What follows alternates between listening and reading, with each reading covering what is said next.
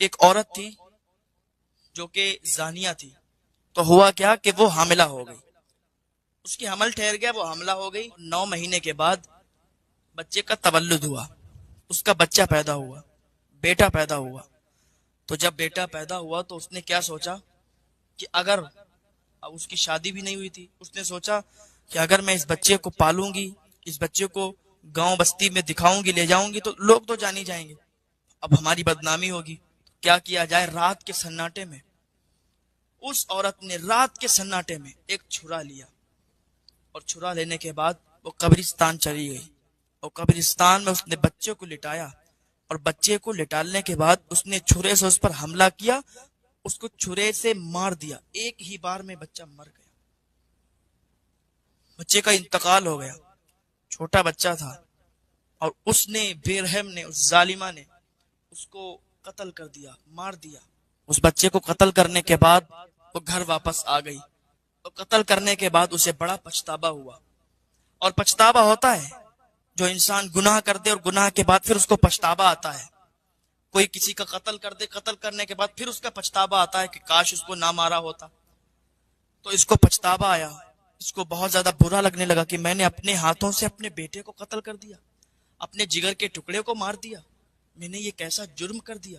میں نے یہ کیسا گناہ کر دیا۔ اب یہ عورت، یہ خاتون حضرت موسیٰ علیہ السلام کے پاس گئی، اور جانے کے بعد کہنے لگی حضور مجھے معاف فرما دیں، اللہ کی بارگاہ میں میرے لیے بخشش کی دعا کر دیں کہ اللہ تعالیٰ مجھے معاف فرما دے، میں سچے دل سے توبہ کرتی ہوں۔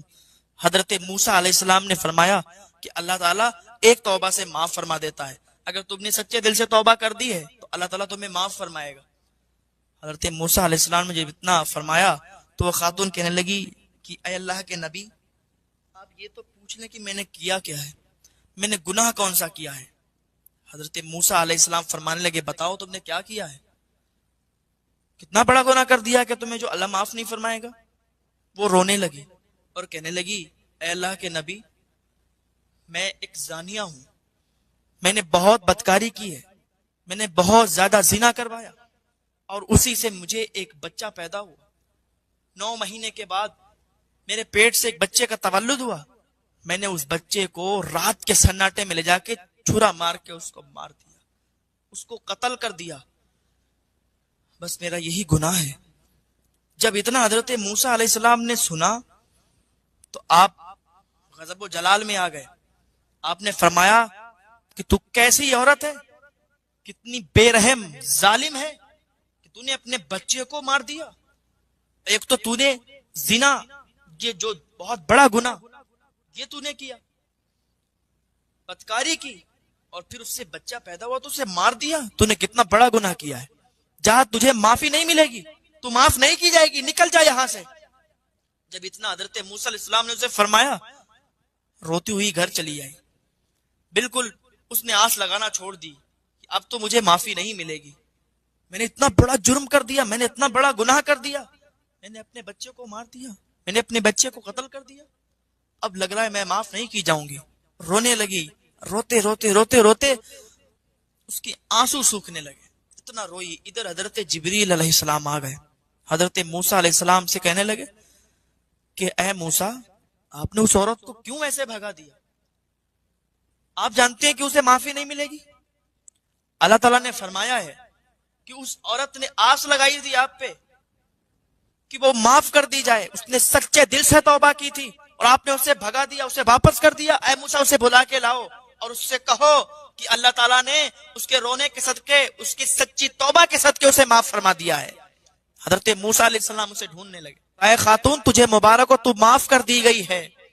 اللہ کی رحمت سے نا امید نہیں ہونا چاہیے،